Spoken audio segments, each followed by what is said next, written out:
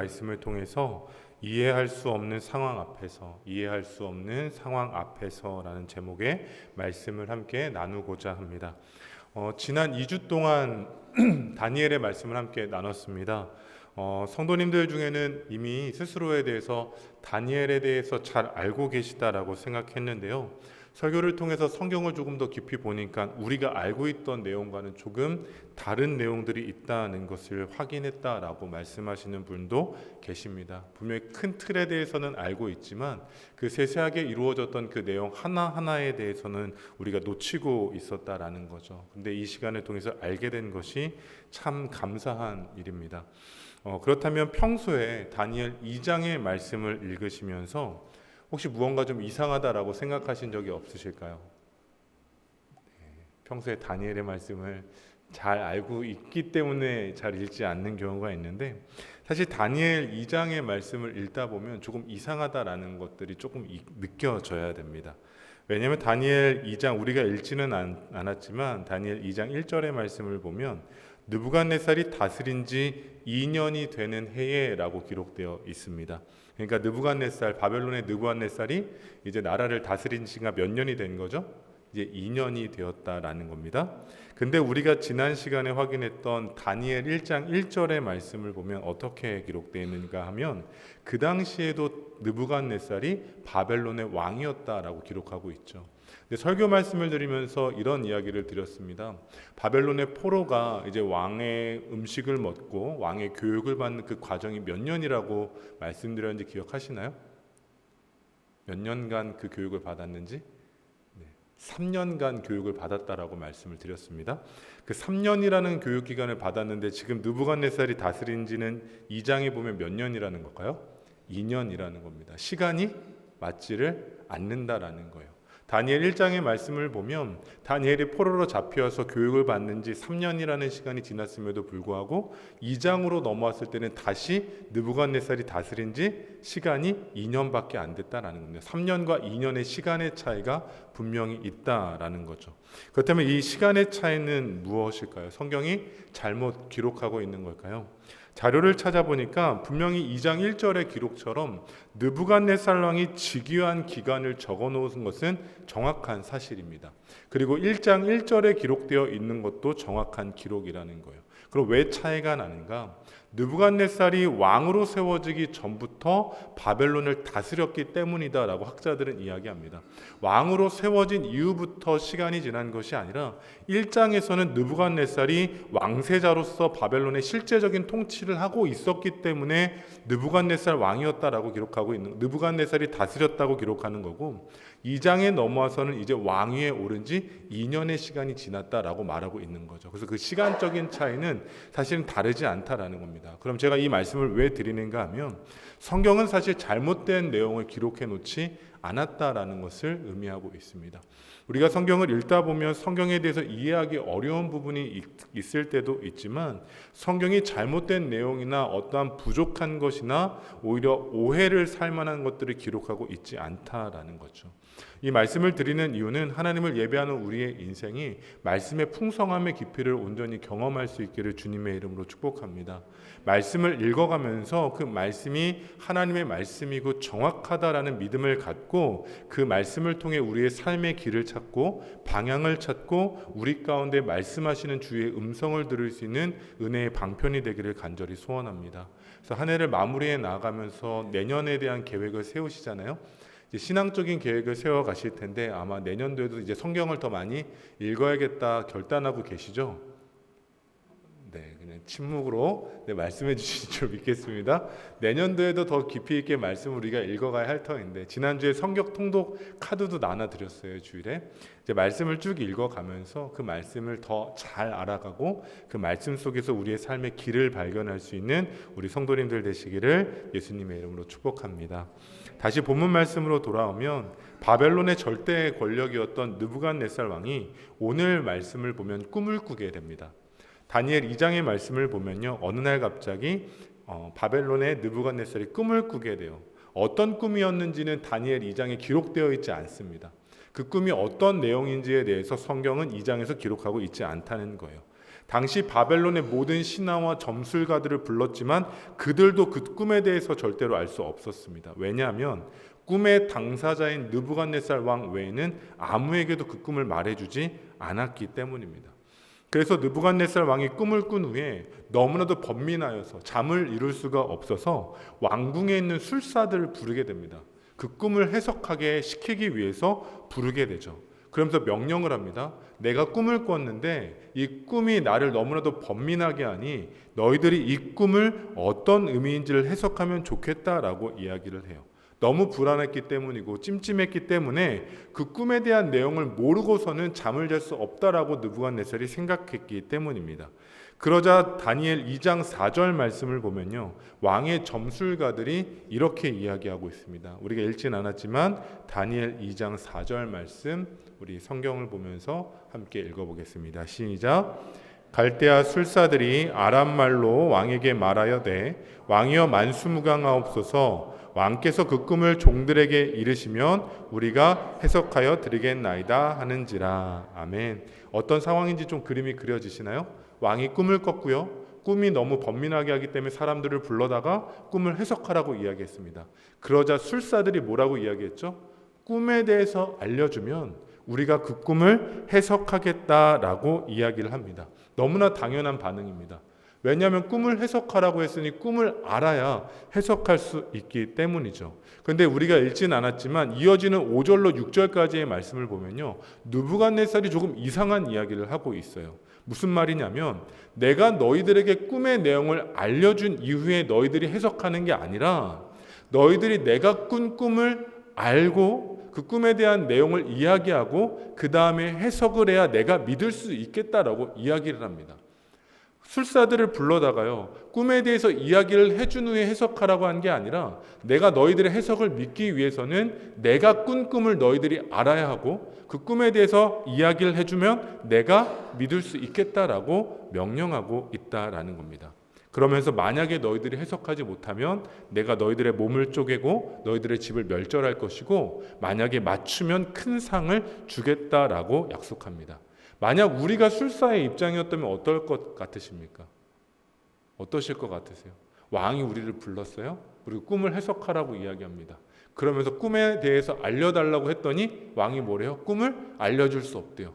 그리고 무조건적으로 해석하지 못하면 죽이겠다고 이야기를 합니다.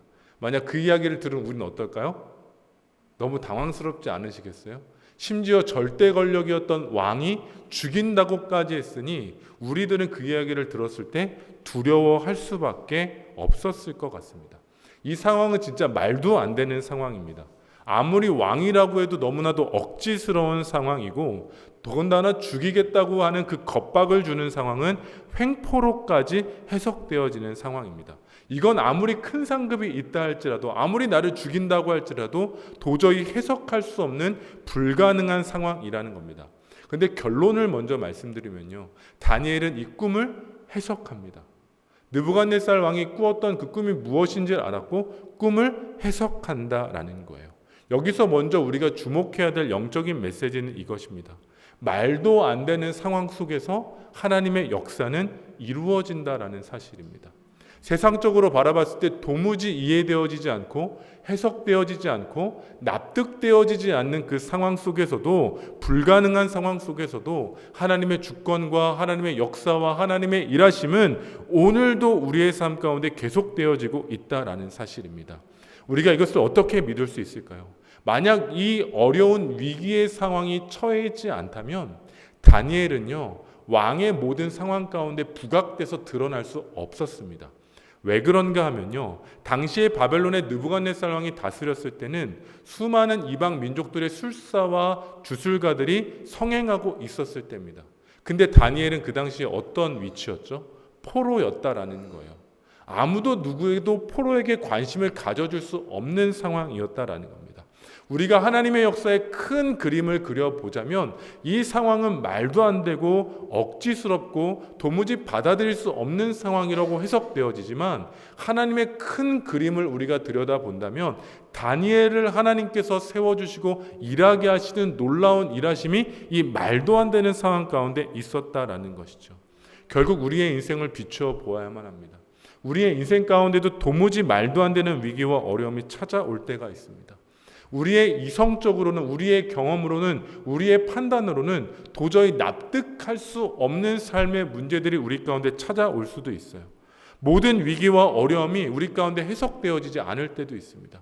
왜 내 인생 가운데 이러한 어려움이 찾아왔지? 왜 우리의 인생 가운데 이런 위기가 있는 것이지? 왜 내가 무엇을 잘못했길래, 내가 어떠한 일들을 했길래, 내가 신앙생활 잘해왔는데 왜 이렇게 감당하기 힘든 문제들이 내 인생 가운데 있지? 우리는 하나님께 질문을 던질 때가 있다라는 겁니다. 그런데 우리는 그 질문을 던지면서 동시에 확신해야 되는 것은 이것이에요. 우리가 눈으로 바라봤을 때는 위기고 절망이고 말도 안 되는 상황이지만 우리의 인생을 향한 하나님의 놀라우신 큰 그림 속에서는 이 또한 하나님의 일을 이루기 위한 과정이라는 사실입니다. 그렇기 때문에 우리는 분별할 수 있는 영적인 시각이 필요한 것입니다. 주어진 상황 속에서 하나님의 뜻이 무엇인지, 하나님의 선하심이 무엇인지 우리는 분별하며 하나님의 때를 기다릴 줄 아는 믿음을 소유해야 한다라는 것이죠. 바라기는 하나님의 섭리와 계획하시는 그 때를 위해 우리가 준비되어지는 하나님의 사람 되어지기를 소망합니다. 영적인 능력과 삶의 필요가 우리 가운데 철저히 준비되어짐을 통해 이 어려운 시대 속에서도 하나님께서 우리의 삶을 통해, 우리의 가정을 통해, 자녀들을 통해, 교회 공동체를 통해 이루어 가실 그 일들을 기대하며 소망할 수 있는 우리 성도님들 되시기를 예수님의 이름으로 축복합니다.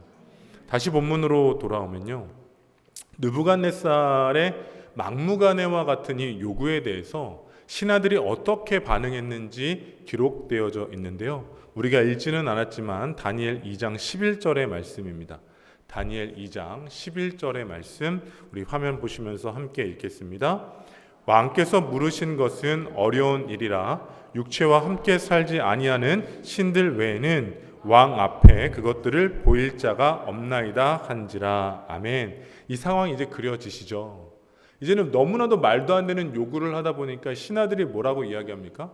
지금 왕이 명령하는 것은 신이 아니면 아무도 그것을 할 수 없습니다라고 사실을 이야기하고 있는 겁니다. 육체와 함께 사는 신이 아니라면 이것은 해석이 불가능하다라고 항변하고 있는 거예요. 왜요? 왕이 죽이겠다라고 겁박을 하고 있기 때문에 당신의 그 요구가 얼마나 말도 안 되는 요구인지, 얼마나 무리한 요구인지를 에둘러서 이야기를 하고 있는 겁니다. 그 여자 느부갓네살이 어떻게 했을까요? 이들의 이야기를 들었을까요?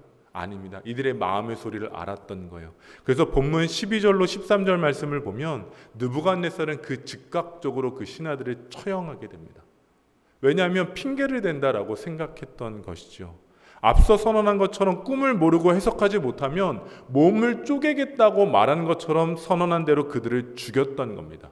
그리고 그 위기가 어디로 흐르냐면 왕이 분노한 나머지 그 땅에 있는 바벨론에 있는 학자들을 모두 다 죽이라고 이야기를 해요. 바벨론에 있는 모든 지혜자라고 생각되어지는 사람을 죽이라라고 이야기를 합니다. 그래서 계속해서 이제 오늘 본문 말씀으로 들어와 보면 14절로 15절의 말씀, 14절로 15절까지의 말씀을 함께 다시 또 읽어보겠습니다. 14절로 15절 말씀입니다.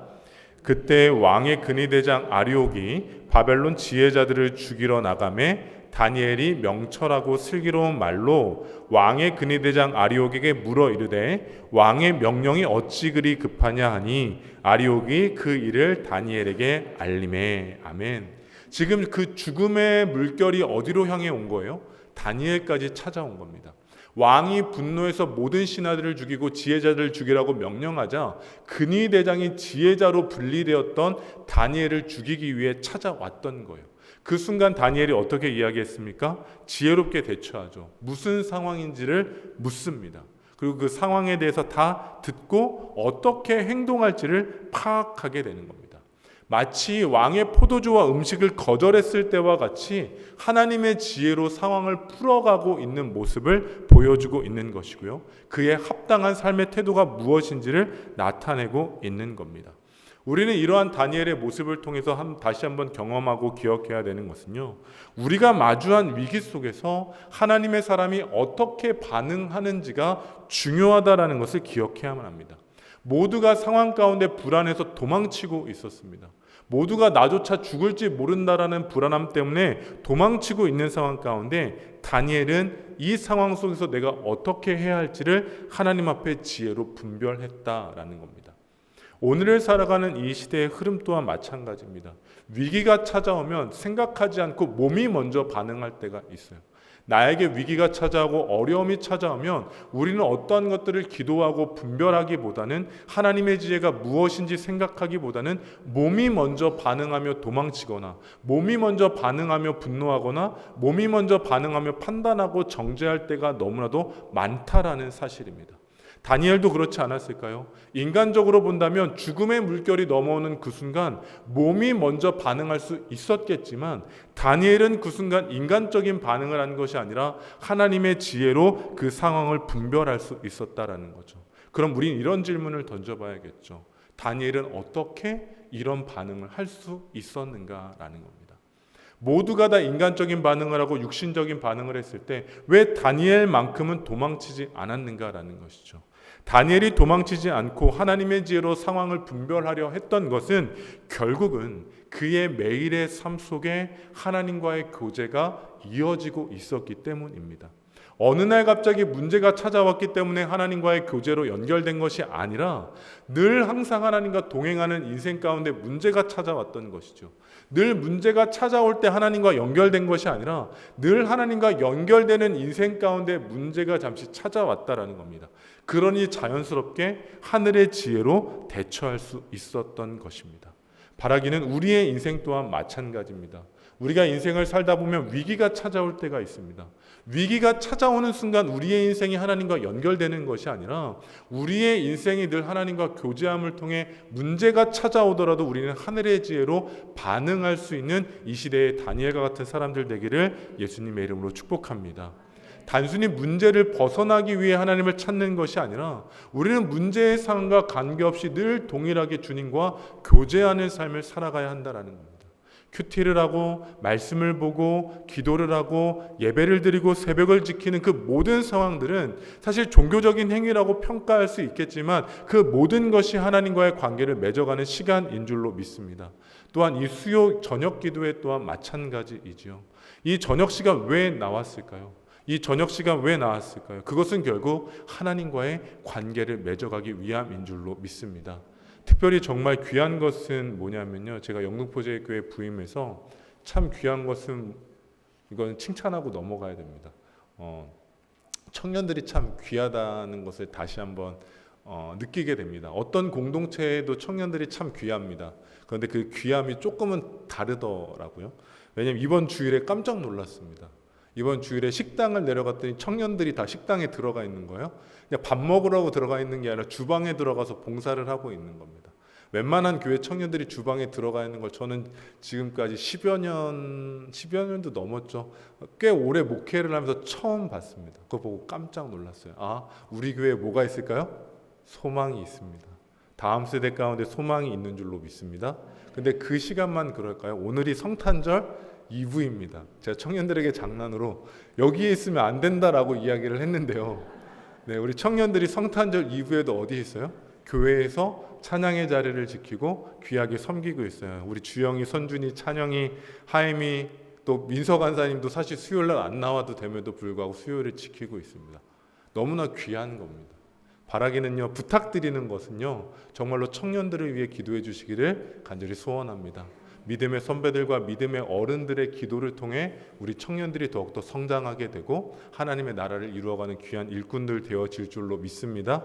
다시 말씀으로 돌아오면요, 이 귀한 마음 가운데 있었던 그 연결점들이 하나님과의 그 관계가 문제를 돌파할 수 있는 돌파구가 되었다라는 거예요. 저는 어떠한 문제를 안고 이 자리 가운데 오셨던지 우리의 영혼이 주님과 연결되어져 있을 때 하나님께서 그 문제 가운데 새로운 역사를 이루어가 주실 줄로 믿습니다. 이 기도의 자리를 통해 주님 가운데 더욱 가까이 나아가는 은혜의 자리로 나아갈 수 있는 우리 성도님들 되시기를 예수님의 이름으로 축복합니다. 그럼 마지막으로 오늘 본문 16절 이후의 말씀을 보면요, 다니엘이 근위대장의 이야기를 들었잖아요. 이제 죽이기 위해 너를 찾아왔다라고 이야기를 합니다. 모두가 다 도망치고 벗어나려는 상황 가운데 다니엘은 어떠한 반응을 보이냐면요, 다니엘은 오히려 왕을 찾아가게 됩니다. 모두가 다 왕이 죽이겠다라고 하고 실제로 죽이자 모든 지혜자들이 도망치고 있는데 다니엘은 어떻게 태도를 취했다고요? 오히려 왕에게 찾아갔다라는 거예요. 이거 너무나도 당황스러운 상황입니다. 그러면서 이렇게 이야기를 했어요. 오늘 보면 16절의 말씀을 보면 이렇게 기록하고 있습니다. 오늘 보면 16절 말씀 함께 있습니다. 다니엘이 들어가서 왕께 구하기를 시간을 주시면 왕에게 그 해석을 알려드리리이다 하니라. 아멘. 잘 생각하셔야 돼요. 다니엘이 죽음의 위기가 찾아온 그 순간 누구에게 찾아갔다고요? 왕에게 가서 선언합니다. 내가 시간을 주면, 나에게 시간을 주면 왕의 꿈을 해석하겠다라고 이야기를 해요. 조금 이상하죠? 앞선 신하들의 반응과 다니엘의 반응이 다릅니다. 신하들은 뭐라고 이야기했죠? 꿈을 알려주면 내가 그것을 해석해 주겠다라고 이야기를 합니다. 다니엘은 뭐를 달라는 거예요? 꿈에 대한 이야기가 아니라 시간을 달라라고 이야기를 하고 있습니다. 분명히 다른 믿음의 태도를 보이고 있어요. 근데 이 중간에 하나님께서요, 다니엘에게 꿈에 대한 내용을 알려주셨을까요? 아니요, 알려주시지 않았어요. 알려주셨다면 성경이 기록하고 있었겠죠. 죽음의 소식을 듣고 죽음의 위기가 찾아온 순간 왕에게 갔고 왕에게 시간을 주면 해석하겠다라고 이야기를 합니다. 어떻게 이러한 담대함의 태도와 어떠한 이러한 믿음의 선언이 가능했던 것일까요?